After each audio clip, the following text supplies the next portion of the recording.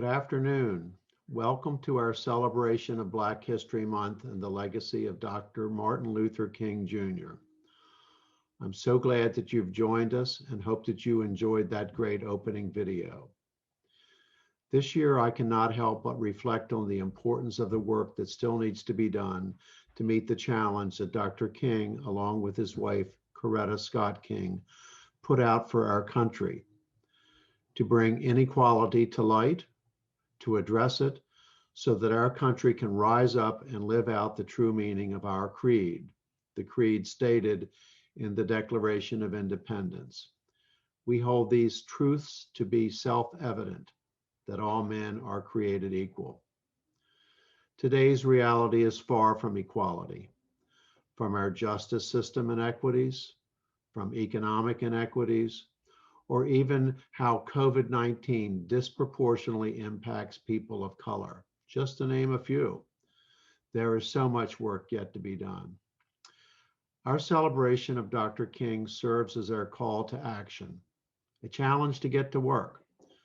For sure, our Black History Month keynote speakers helped me to understand some of the work that needs to be done.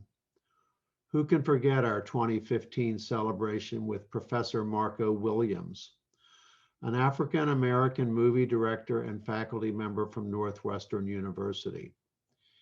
He showed us through his documentary on Martin Luther King boulevards across America what reality was like. We saw dirt roads. We saw roads through industrial areas.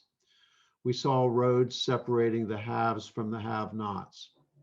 We didn't see tree-lined boulevards that bisected affluent parts of town.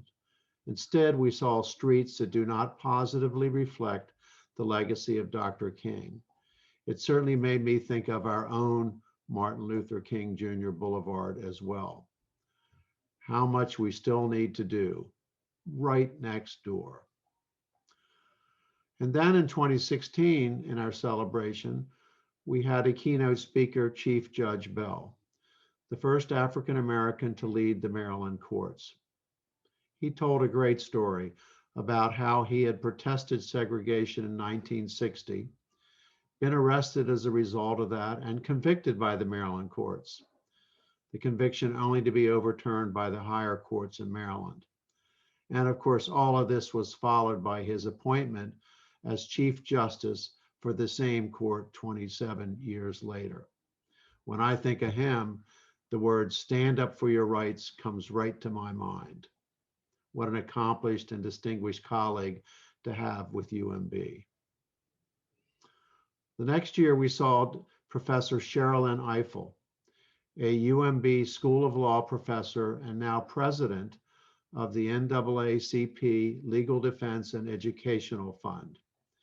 We listened to a very powerful advocate who told us in 2017, what a time in our nation. We're in a struggle for the very soul of democracy. That was 3 years ago. Little did we know just how true this was. Prophetic, to say the least. And of course, in 2019, we saw another rising star, this time from Prince George's County. We saw their county executive, Ms. Angela Brooks, also a graduate of our School of Law, and a great role model for young men and young women. She told a great story and showed us that greatness can still be achieved in spite of humble roots, in spite of having to face racial discrimination, and in spite of living in disadvantaged circumstances. We have had some great speakers at these sessions, and for sure they give me a chance to listen and to learn about the issues to make sure I am more informed and able to take better actions. I thank our speakers for this. UMB has been having these great speakers for more than 25 years, and we have another great one today. I hope that you will feel the same connection to all of these speakers and our current speakers that I do. Before he begins, I want to take this opportunity to thank the Diversity Advisory Committee, known as the DAC, and its chair, Dr. Elsie Steins, for sponsoring this program yet again this year. Thank you to the DAC. At this point in the program, we will switch to the pre-recorded portion of the program and switch right over because you don't want to miss the beginning. It starts with a short video clip from a speech given by Dr. King. That is then followed by a special guest, Shayla Heron, a member of the Bowie State University Gospel Choir. She will perform Lift Every Voice and Sing. Welcome, Shayla. Now, for the most important part, how to get to the recorded part.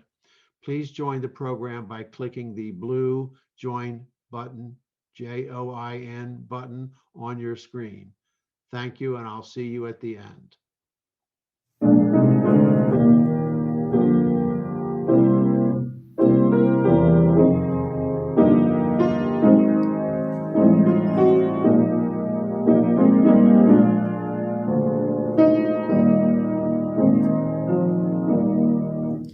Lift every voice and sing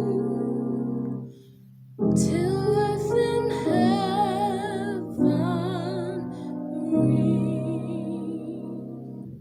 ring with the harmonies of liberty. Let our rejoicing rise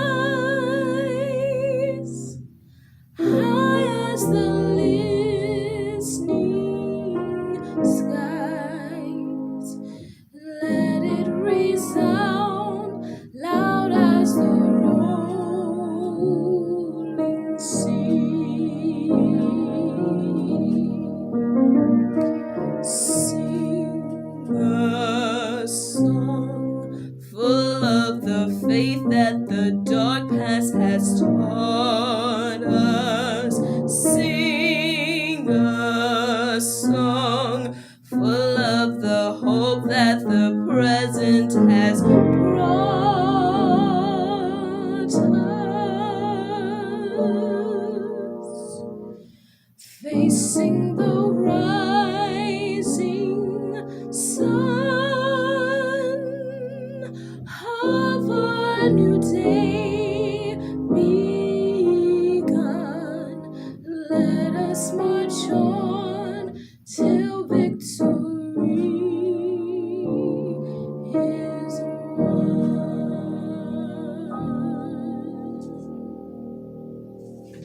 It is now my pleasure to introduce Dr. Anthony Wutaw. Dr. Wutaw serves as Provost and Chief Academic Officer at Howard University.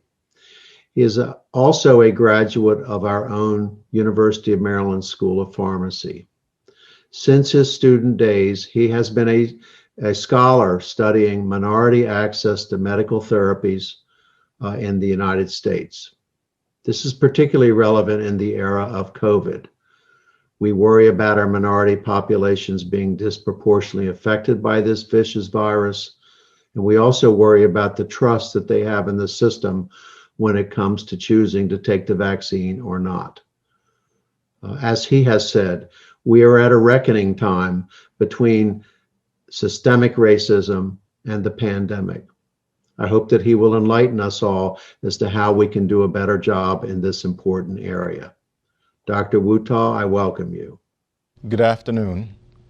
I would first like to thank the Diversity Advisory Council and the organizing committee for inviting me to be the speaker for the Dr. Martin Luther King Jr. and Black History Month celebration. Please know that I am deeply honored and humbled to be asked to serve in this role. I hope that I prove worthy of this honor and your invitation. I'm a proud alumnus of the University of Maryland, Baltimore, and have been a registered pharmacist since 1990, shortly after I received my pharmacy degree. As a double alum, I have always taken the privilege of my education and the opportunities that it has afforded me seriously. I owe that appreciation of the value of an education to my father, Dr. Joseph Wutaw, and my mother, Mrs. Valerie Wutaw, who made necessary that their children be educated after emigrating from my home country of Ghana. My father traveled the world to receive his education. He was one of the fortunate young Ghanaians who traveled to the United Kingdom, where he received his bachelor's degree from the University of Wales. He then completed his PhD in Australia from the University of Queensland. As a result, my sister was born in Liverpool, England, and my brother was born in Australia before my parents returned home to Ghana. When my father emigrated to the United States in 1970, he became a professor at the University of Maryland, Eastern Shore, where we grew up on campus playing in his labs or office and interacting with his students, with my sister, Lorene, and my brothers, Jeffrey, Michael, and David. When I was invited to provide this speech, I didn't know what I would speak about or how to focus a discussion of diversity, Black History Month, and Dr. King. But in the midst of the greatest public health crisis of the past century and the disproportionate impact of COVID-19, as well as the turbulence of the social justice issues and systemic racism reckoning in this country, highlighted in 2020, I thought I would focus my thoughts on how we move collectively from this place to a constructive future for all of us. As a native of Ghana, I also reflected on Dr. King and his participation in the Ghanaian independence activities of 1957. My parents were in Ghana then and would have participated in this marvelous celebration. In March of 1957, Dr. King, accompanied by his young wife, Coretta Scott King, were invited to the independence ceremony by Ghana's new Prime Minister, Osagyefo Kwame Nkrumah. In addition to his curiosity to visit Africa, and the first African nation to achieve independence from a colonial master, Dr. King's voyage was symbolic of a growing international alliance of oppressed people and his goal to broaden the scope of the civil rights efforts beyond the American South. Dr. King certainly identified with the struggles of the newly independent Ghanaians and noted a significant parallel between the resistance against colonialism and the struggles to overcome racism in the United States. Interestingly, shortly after arriving in the Gold Coast, soon to be Ghana, Dr. King met Vice President Richard Nixon while attending a reception. Dr. King said to Vice President Nixon, "I want you to come visit us down in Alabama, where we're seeking the same kind of freedom the Gold Coast is celebrating." At the ceremony, Kwame Nkrumah, who had been recently incarcerated, was wearing his prison cap, along with his governmental ministers. They saw the caps as symbolic of the struggle to win Ghana's freedom. Dr. King later wrote, "When I looked out and saw the Prime Minister there with his prison cap on that night, that reminded me of that fact, that freedom never comes easy. It comes through hard labor and it comes through toil." Kwame Nkrumah was spontaneously given the title or moniker of Osagyefo. The word Osagyefo is an Akan title traditionally given to leaders who've been victorious in battle and is translated as Redeemer. It was spontaneously bestowed on the President of Ghana by the people. To many of them, it has more meaning than the foreign title of President. At midnight on March 6, 1957, Dr. King attended the official ceremony where the British Union Jack was lowered and the new Ghanaian flag was raised.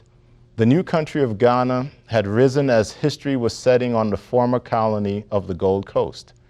Dr. King's reaction in witnessing the jubilation of hundreds of thousands of Ghanaians gathered was quite emotional. Before I knew it, he said, "I started weeping. I was crying for joy.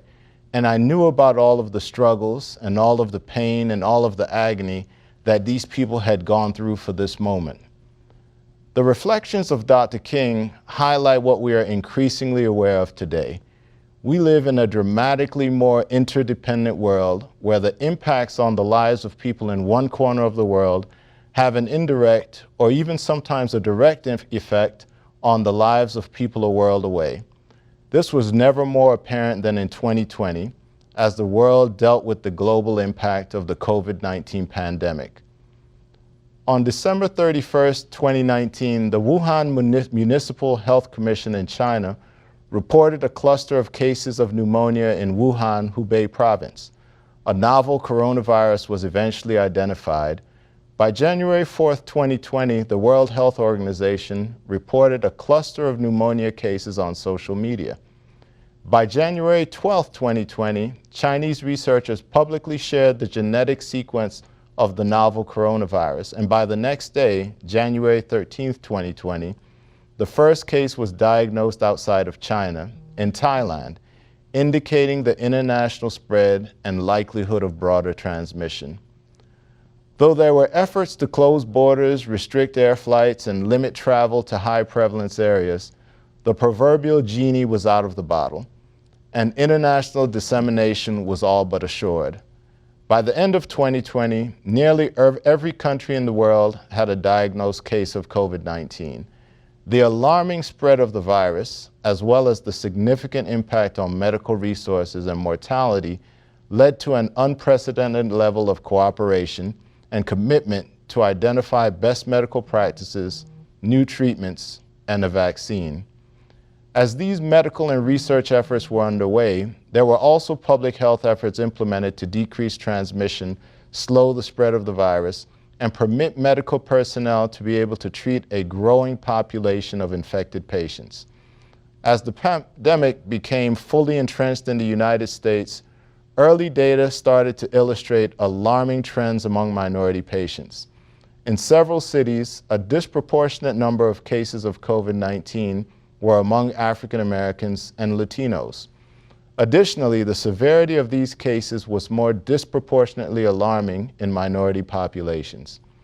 As the evidence mounted, data also demonstrated that these communities had a disproportionate share of the deaths from COVID-19 disease. Experts have proposed a number of theories to explain these health disparities. African Americans were more likely to have pre-existing conditions that predisposed them for COVID-19, such as hypertension, diabetes, and respiratory ailments. Secondly, African Americans and Latinos have been more likely to work in areas designated as essential in grocery stores, public transportation, service industries, and healthcare roles in direct contact with infected individuals. And also there was a greater likelihood of gathering in communal settings such as crowded housing, public gathering places, and churches.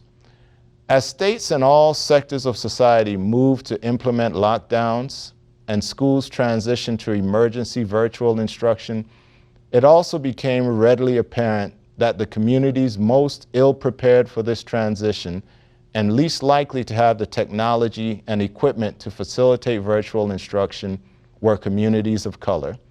In effect, the COVID-19 pandemic highlighted the impact of the various societal and racial disparities in healthcare, economic status, housing, and access to resources that Dr. King spoke against, protested and was jailed for, and ultimately was assassinated addressing.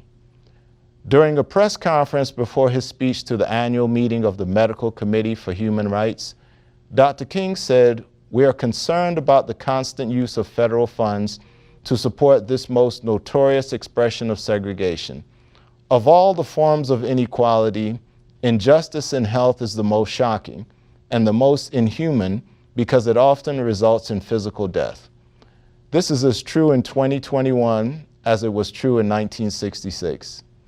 Even as we were managing the COVID-19 pandemic, several highly publicized deaths of African American men and women, most alarmingly at the hands of police or in a brazenly targeted manner, finally caught the attention of the broader American population, particularly white America. The deaths of Breonna Taylor during a police raid gone bad on March 13, 2020, and more so of George Floyd on May 25, 2020, led to national outrage and unprecedented protests against the inhumane treatment received by African Americans, and especially at the hands of law enforcement. While African Americans have long complained of mistreatment, racism, systemic abuse of power, and discriminatory practices in various areas of our lives, the recorded video graphically displaying the ruthless and abusive display of a white police officer with his knee on the neck of a helpless black man, ultimately leading to his death, captured for all the world to see the powerlessness, frustration, and lack of humanity felt by African Americans in a way that could not be denied, ignored, or excused away by any witnesses. Additionally, the fact that the officer knew that he was being video recorded and that there were other officers present who did not intervene to stop this abuse further sparked the outrage felt by all people. This spark, which finally seemed to awaken the sleeping conscience of white America, was reminiscent of the videos of dogs being unleashed on peaceful protesters during the civil rights era, police brandishing and using clubs and other weapons on men, women, and children asking to be treated equally under the law, and fire hoses and other instruments of violence thrusting innocent people against the walls and into the ground, helpless to defend themselves. It seemed that as we were managing through one global pandemic, the reckoning of systemic racism forced Americans to ask what kind of country it is that we live in if this is the way that other Americans are being mistreated, abused, and killed, while we silently ignore their plight. Protest marches and demonstrations spontaneously were organized, including Americans and people of all races and ethnicities.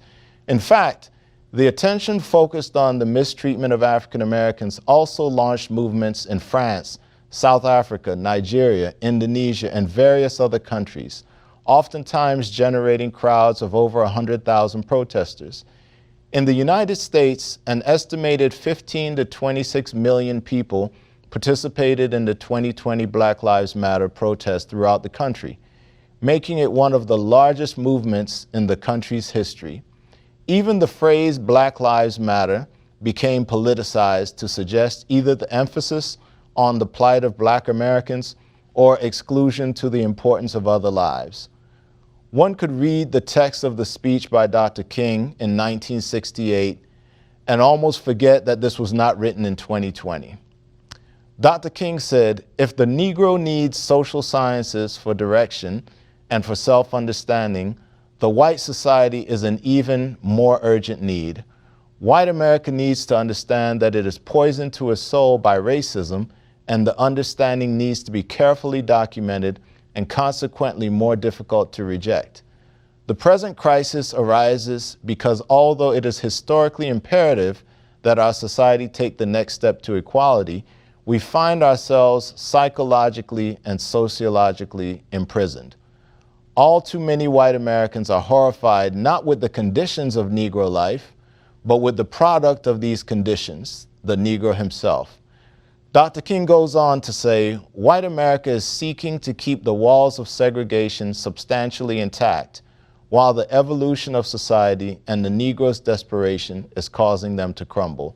The white majority, unprepared and unwilling to accept radical structural change, is resisting and producing chaos while complaining that if there were no chaos, orderly change would come. Negroes want the social scientists to address the white community and tell it like it is. White America has the appalling lack of knowledge concerning the reality of Negro life. One reason some advances were made in the South during the past decade," said Dr. King, "was the discovery by Northern whites of the brutal facts of Southern segregated life. It was the Negro who educated the nation by dramatizing the evils through nonviolent protest. The social scientists played little or no role in disclosing truth. The Negro Action Movement with raw courage did it virtually alone. When the majority of the country could not live with the extremes of brutality they witnessed, political remedies were enacted and customs were altered. Urban riots must now be recognized as durable social phenomena," again, continued Dr. King. "They may be deplored, but they are there and should be understood. Urban riots are a special form of violence. They are not insurrections. The rioters are not seeking to seize territory or to attain control of institutions. They're mainly intended to shock the white community. They're a distorted form of social protest. The looting, which is their principal feature, serves many functions. It enables the enraged and deprived Negro to take hold of consumer goods with the ease the white man does in using his purse. Often the Negro does not even want what he takes. He wants the experience of taking. But most of all, alienated from society and knowing that this society cherishes property above people, it is shocking it by abusing property rights. There are thus elements of emotional catharsis in the violent act. And then Dr. King finally continued, a profound judgment of today's riots was expressed by Victor Hugo a century ago. He said, if a soul is left in the darkness, sins will be committed. The guilty one is not the one who commits the sin, but he who causes the darkness. The policymakers of white society have caused the darkness, said Dr. King. They create discrimination, they structured slums, and they perpetuate unemployment, ignorance, and poverty. It is incontestable and deplorable that Negroes have committed crimes, but they are derivative crimes. They're born of the greater white crimes of white society. So what is our responsibility in furthering Dr. King's vision and his life's work, celebrating Black History Month, and furthering the value of diversity and inclusion in our academic roles? The University of Maryland, Baltimore, as the home of the professional schools for the state of Maryland, dentistry, law, medicine, nursing, pharmacy, and social work, uniquely holds the intellectual capital to help research, advise, and implement the change necessary to move our society forward. We also bear the responsibility of educating the next generation of leaders in these fields, dentistry, law, medicine, nursing, pharmacy, and social work, in a manner that equips them to value diversity, not only in race and ethnicity, but also diversity of thought, diversity of experience, and diversity of culture in a way that will not only honor Dr. King's legacy, but also improve the conditions of Americans and the global community going forward. I have 3 closing thoughts.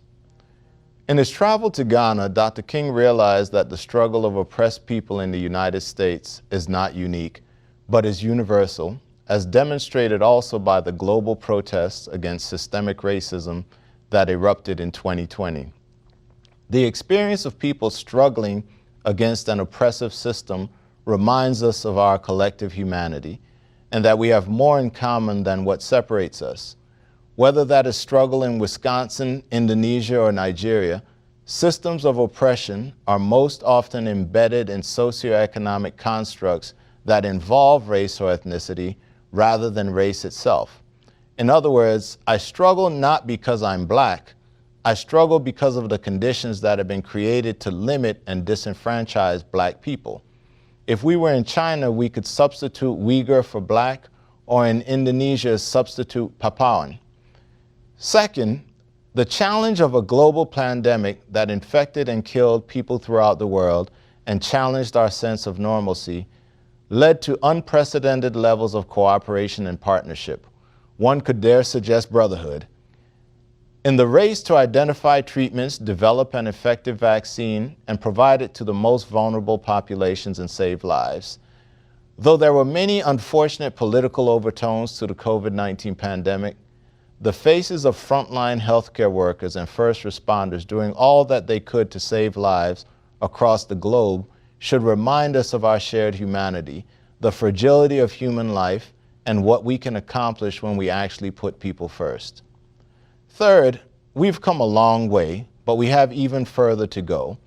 On August 14, 1957, Dr. King spoke at Grand Avenue Congregational Church in Wisconsin at an event sponsored by the NAACP, and he said, we've come a long, long way, but we have a long way to go. The same is true for us today. The progress that has been made in this country over the past 50+ years since Dr. King's death has been undeniable. There have been African Americans elected to almost every high office, including the presidency and now the vice presidency of this country. There have been African Americans and women in leadership positions in corporate America, higher education, and nearly every element of American society. There are few places where an African American could not purchase a home, travel, or go to school. Yet we have also seen a resurgence in white supremacy organizations and rhetoric over the past 5 years. The internet, social media, and emerging technologies have facilitated the emergence of hate speech and growing lack of tolerance for diversity and inclusion efforts. We've even witnessed the killing of African American men and women on television so frequently that we've become numb to the shock of it. But even more insidious are the institutional structures which remain ingrained, which provide the illusion of equality while denying equal status, equal opportunity, and equality of treatment in this country. I'm grateful for the opportunities that were provided to me and my family after we emigrated to the United States. America remains the land of opportunity and the greatest country on the face of the earth. And as Scripture reminds us, to whom much is given, much is required. It is our collective responsibility to honor Dr. King's legacy by doing all that we can to continue the march towards a more just society where we're judged not by the color of our skin, but by the content of our character. Freedom is fragile, and we've seen recently that so is democracy. We've witnessed a time previously unimaginable that we should be reminded that freedom and justice denied to any group will impact the broader society and move us further away from the best that we could and that we should be. Thank you for the invitation. Thank you for your attention, and God bless. It is now my honor to recognize our 2021 Martin Luther King Jr. Diversity Award recipients. The first award is the Faculty Award, going to Sandra M. Quezada, MD, MS from the School of Medicine. It's my honor to present the 2021 Martin Luther King Jr. Diversity Award for Faculty to Sandra Quezada. Dr. Quezada is guided by UMB's core values and works to make UMB a more equitable place. She has many responsibilities. She serves as an associate professor in the Department of Medicine in the School of Medicine. She's associate dean for admissions within the School of Medicine. She also serves as assistant dean for faculty diversion and inclusion in medicine. She also serves on the President's Diversity Advisory Council and the subcommittee Latinos Unidos at UMB Infinity Group. She has had a strong impact on diversity, equity, and inclusion at the School of Medicine. And in that, she has done several important things.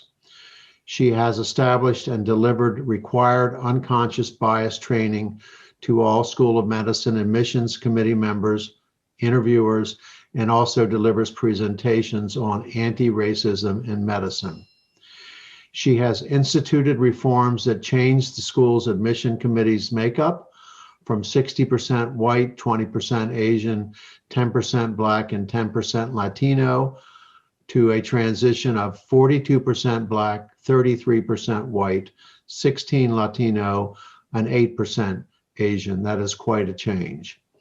She has also established the school's Latino Medical Student Association chapter and the Student Diversity Council. And that's only a small sampling of the many things that she has done and was nominated for. Dr. Quezada is the type of leader who takes action and creates long-lasting positive impact. Congratulations, Dr. Quezada.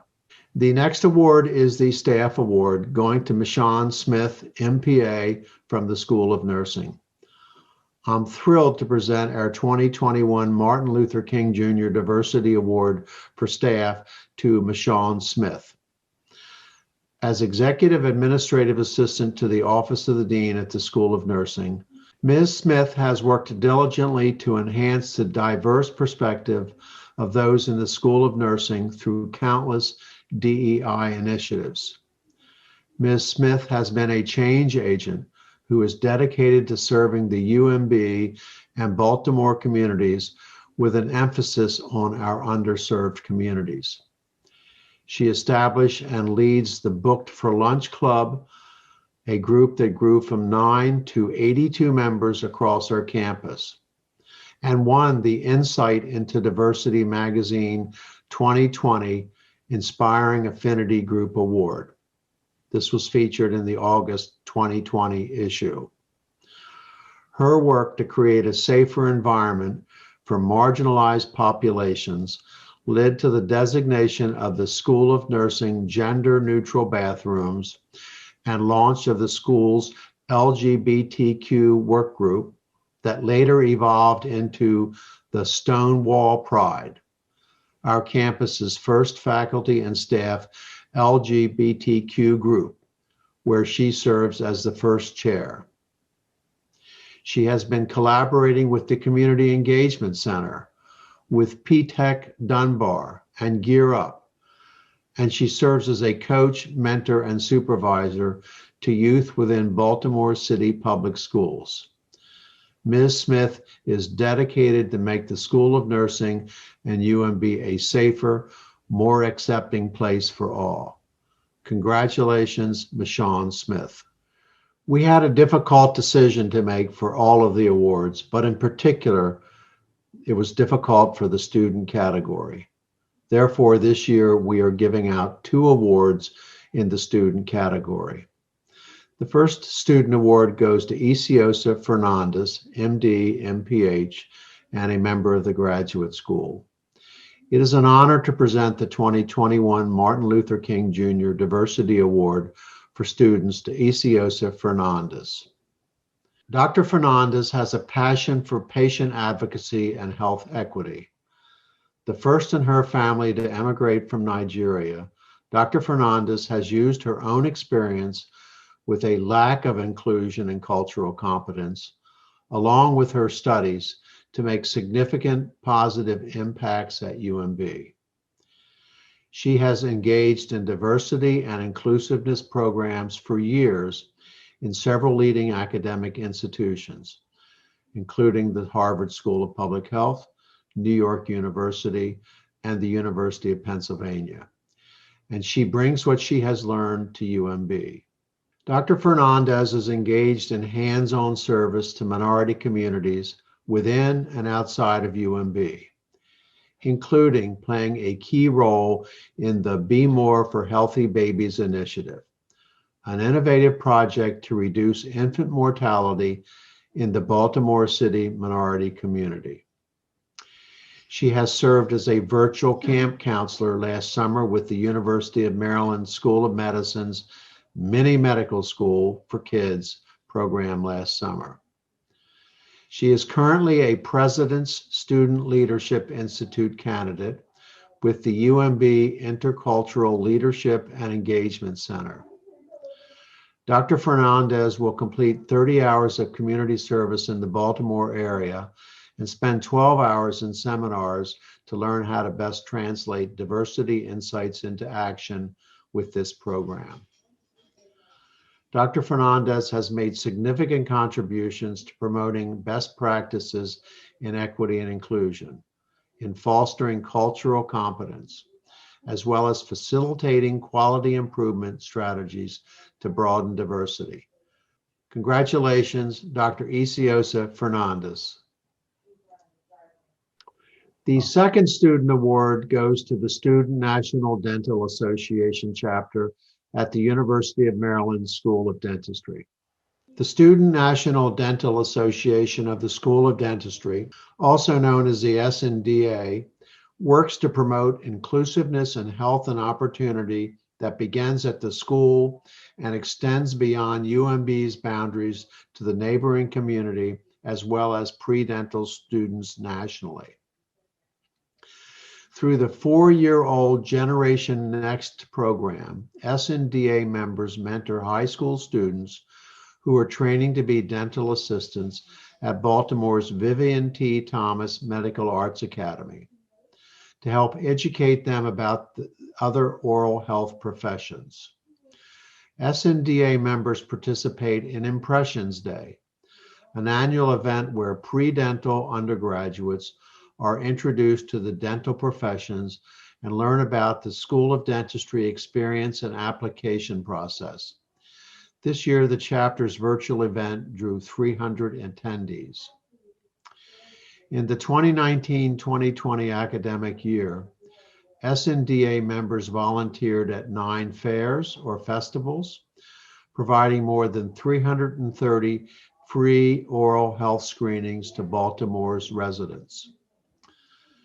Through UMB's Project Jumpstart and the Baltimore nonprofit Movable Festival, SNDA prepares lunch and dinner for the poor or people battling serious disease or illness. It also organizes Lessons in a Lunchbox, where SNDA volunteers visit elementary schools, teach students about oral health, and hand out toothbrushes and dental floss. By inspiring minority youths who aspire to be dental health professionals, the SNDA is working toward building a more just and inclusive future for all members of our communities. Congratulations to the SNDA. I'd like to next move to the school writing contest winners. I'm excited to introduce our next group of awardees. The Martin Luther King Jr. Oratorical Contest was created to showcase the talents and skills of students from UMB's partnering elementary, middle, and high schools. Students were invited to express their vision of Dr. King through their experiences on our campus or in Baltimore City by submitting an essay, spoken word, poem, song, or rap. Students who submitted an entry for the oratorical contest will receive certificates. The first through third place winners in the elementary, middle, and high school groups will also receive a monetary award. This year's second place essay winner in the elementary middle school division is Jaliyah Smith from Franklin Square Elementary Middle School. First place goes to Shayla Monroe, a student from Southwest Baltimore Charter School. Hello everybody, my name is Shayla Monroe. I am in the 7th grade. I go to Southwest Baltimore Charter School, and this is my essay about what Baltimore means to me and how I can make it better. Baltimore City means a lot to me because it is my hometown. When people think of Baltimore, they think about the bad Baltimore. They never think about the good. This city has so much to offer, that's why it's called the Charming City. What I can do to help my community is I can start cleaning up the streets, I can clean up the alley, I can also clean up my neighbor's street. This is what I can do. This year's second place winner in the high school division is Naeem Adams from Edmondson Westside High School. And first place is Comrie Moses of Western High School. When I am commanded to love, I am commanded to restore community, to resist injustice, and to meet the needs of my brothers. I feel this quote means that in order to truly love, you have to truly have helped your community. It's like saying, how can you truly be happy or truly be able to love when you have a community that needs to be fixed and needs to be helped? Baltimore is a city where it kind of seems hard to love. The community has been labeled as violent, filled with thugs, and all of the other negative stereotypes. It's hard for us to truly love with so much going on around us. We need some fixing. We need a bigger sense of community. We need a sense of love. With my community having the labels that it does, it sometimes makes it hard to feel positively about my city. Sometimes when people outside of my city ask me where I'm from, I become a little hesitant, in my head of course, of whether or not I'm proud of being from here. My job from being from here is to change that in the minds of my peers. I want Baltimore to be a place that you don't have to be ashamed of being from. You should be proud. There is support. It's hard to find, but it's here. We have so many small businesses that are youth-owned, Black-owned, and women-owned. I even have a business that falls into all three of those categories, and I'm truly flourishing. I feel proud of that. We do have the capability of being proud. We do have the potential to actually be viewed as something that's great, but we have to create a space where the good outweighs the bad instead of it being the other way around. We can succeed and be a place where we can love and love openly. Organizations such as Heart Smiles, a community-based youth organization committed to giving back to the youth, are the type of people that we need more of. Even though it may seem hard living in Baltimore, often when hearing gunshots repetitively, being surrounded by poverty and many other challenges, there are programs in our city that are roses in our concrete. Our concrete is all of our challenges that we face that make it feel nearly impossible to ever feel like Baltimore will ever be a city of love. But those roses are people, places, or even things that give us a little bit of hope to a more promising future. We truly make anyone that comes into our presence feel the love within Heart Smiles. We treat everyone like family. We make everyone's heart smile. Even though there is so much going on around us, especially now with COVID-19, we still are able to make it successful. Other organizations also have the ability to do this, and even individuals. We can all spark hope in one another by just supporting one another and loving each other, whether you've known someone for a minute or for years. We are what the city needs, truly. Organizations and people that are committed to giving back and show it day in and day out are what we need as a city. People can just stay dedicated to bettering themselves and others, being built on a foundation of love, and we can all be a family. For the high school creativity contest, third place goes to Najam Johnson of Green Street Academy. Caden Johnson from Dunbar High School received second place. We will hear from our first place winner, Shakir Franklin of Bard High School. Hi, my name is Shakir Franklin. I'm a 17-year-old UMB Career Scholar, and I'm currently attending Bard High School, Early College, Baltimore. The poem I'll be reciting for you today is called Going for Gold. The inspiration for this poem comes from growing up in a society where whenever you do something, you always seem to be the first person to do it. Whether that's starting a business, going to college, and even if you aren't the first person to do it, those who have come before you, unfortunately, many times they haven't come back to the society. So you don't have anyone to look to for inspiration or insight. Usually, when most people realize this, they would just give up and just live a normal life. But for those of us who decide to take the risk and walk to the starting line and tie up our shoes, first I'd like to say, tie your shoes tight because this race is a hard one. And secondly, one day I wish to see you at the finish line. So pray for me and I'll pray for you.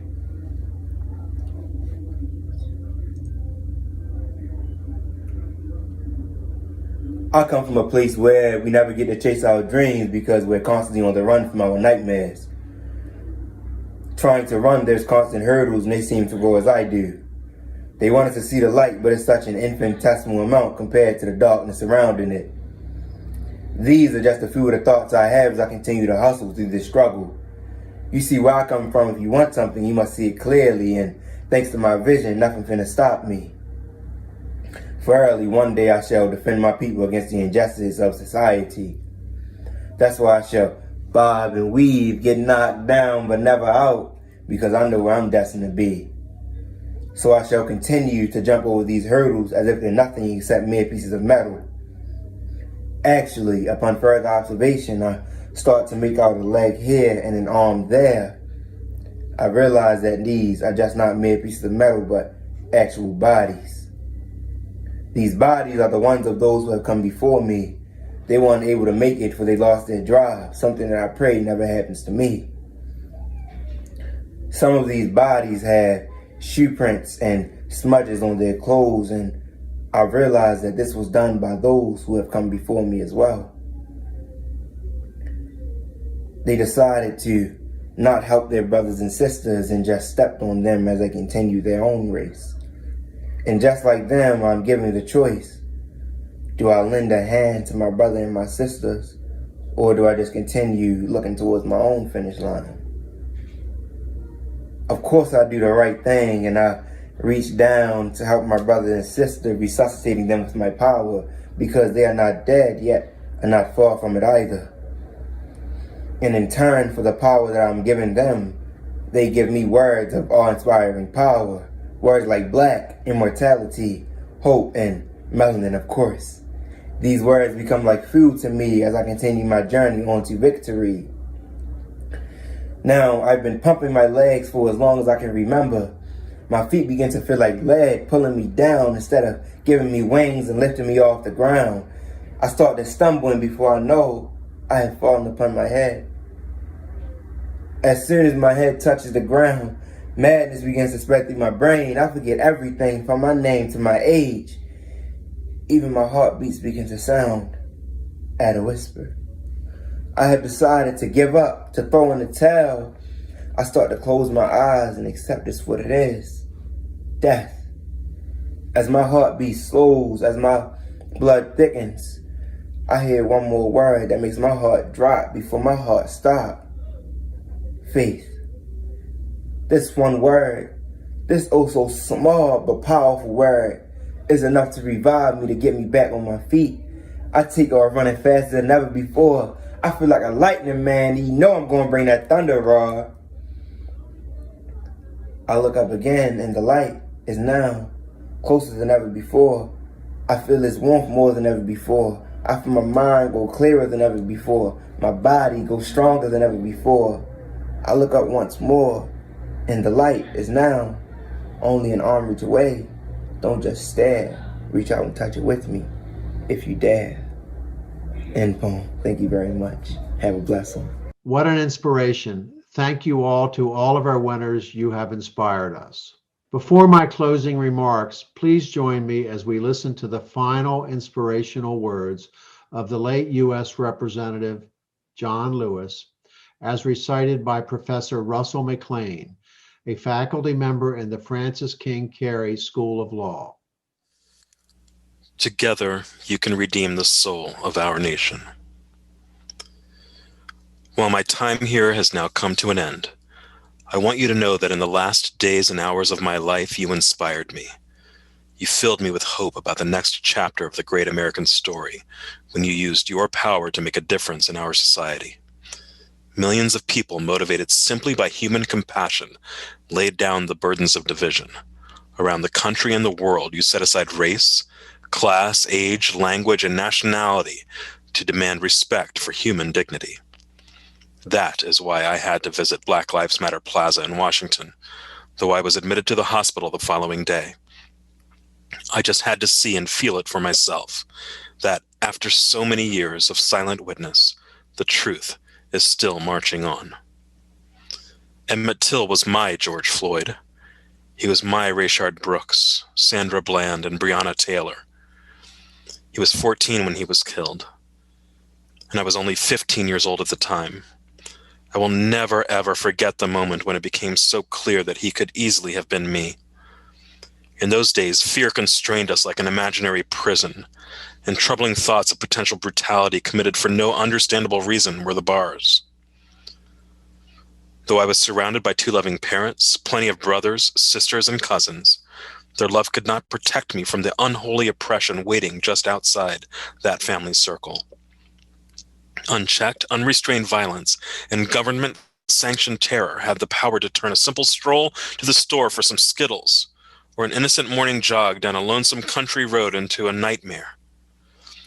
If we are to survive as one unified nation, we must discover what so readily takes root in our hearts that could rob Mother Emanuel Church in South Carolina of her brightest and best, shoot unwitting concert-goers in Las Vegas, and choke to death the hopes and dreams of a gifted violinist like Elijah McClain. Like so many young people today, I was searching for a way out, or some might say a way in. And then I heard the voice of Dr. Martin Luther King Jr. on an old radio. He was talking about the philosophy and discipline of nonviolence. He said we are all complicit when we tolerate injustice. He said it is not enough to say it will get better by and by. He said each of us has a moral obligation to stand up, and speak out. When you see something that is not right, you must say something. When you see something that is not right, you must say something. You must do something. Democracy is not a state, it is an act, and each generation must do its part to help build what we call the beloved community, a nation and world society at peace with itself. Ordinary people with extraordinary vision can redeem the soul of America by getting in what I call good trouble, necessary trouble. Voting and participating in the democratic process are key. The vote is the most powerful nonviolent change agent you have in a democratic society. You must use it because it is not guaranteed. You can lose it. You must also study and learn the lessons of history because humanity has been involved in this soul-wrenching existential struggle for a very long time. People on every continent have stood in your shoes through decades and centuries before you. The truth does not change, and that is why the answers worked out long ago can help you find solutions to the challenges of our time. Continue to build union between movements stretching across the globe, because we must put away our willingness to profit from the exploitation of others. Though I may not be here with you, I urge you to answer the highest calling of your heart and stand up for what you truly believe. In my life, I have done all I can to demonstrate that the way of peace, the way of love and nonviolence is the more excellent way. Now it is your turn to let freedom ring. When historians pick up their pens to write the story of the 21st century, let them say that it was your generation who laid down the heavy burdens of hate at last, and that peace finally triumphed over violence, aggression, and war. So I say to you, walk with the wind, brothers and sisters, and let the spirit of peace and the power of everlasting love be your guide. Thank you and welcome back. I very much enjoyed Dr. Wu Ta and his comments. I also enjoyed seeing our award winners. We have much to be proud here at UMB. At the same time, we have so much to do as well. But before we conclude, there is one last part to our program, our celebrated CURE Scholars. They're inspiring in many ways. They're the next generation of young STEM leaders in this country. You can get inspiration from them by viewing the CURE Scholars posters available in the exhibit hall. You will find the link to join the exhibit hall at the top of your screen. Our UMB CURE Scholars program is a first in the nation STEM pipeline program that is looking to develop the next generation of medical professionals from right here in West Baltimore, starting with its sixth graders. This program has now gotten into the 11th grade. Next year, those 11th graders will advance to being 12th graders, and we will have completed a pipeline that has taken years to build, with the prospect that those 12th graders will move ahead to college the next year. It has been a very successful pipeline, and I hope you will appreciate that and continue to give them your support. I am so proud of our CURE Scholars and the staff and the volunteers who support them every day. They have given these children a better opportunity to succeed, and they are truly amazing children. In closing, thank you for being here today. Please stay safe and healthy. Goodbye.